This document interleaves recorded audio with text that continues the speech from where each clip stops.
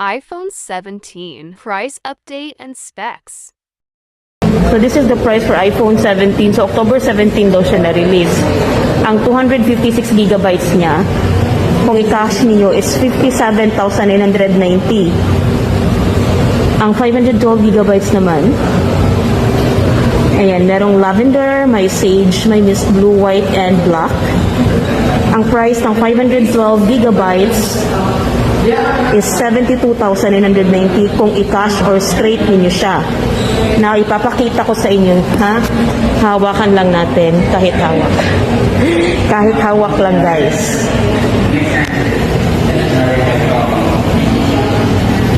So, ito siya, guys.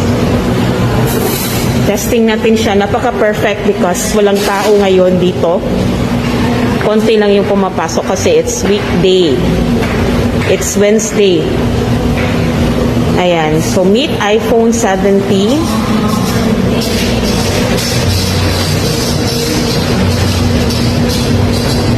So, check natin yung camera. Saan nakalindot sa iPhone 17, miss?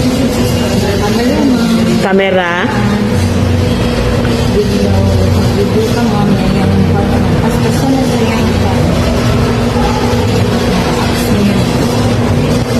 Ang refresh rate niya, miss? Paspas sa kayo. Pila yung refresh rate?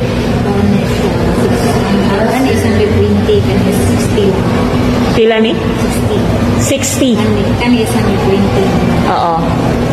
Nya kaning iPhone Air. Ganda ng camera, oh. Basta iPhone. Now, let's check the... Well, what I like about this is it's very handy. And yung edge niya is curved.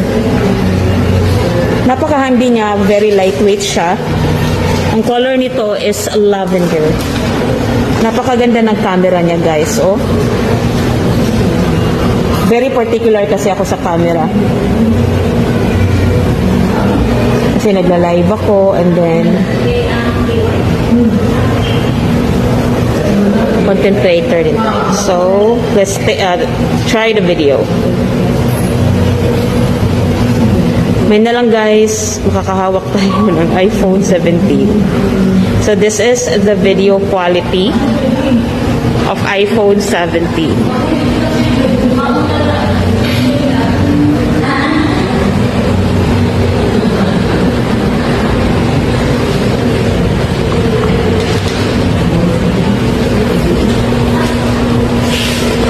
Ayan, ang video quality niya.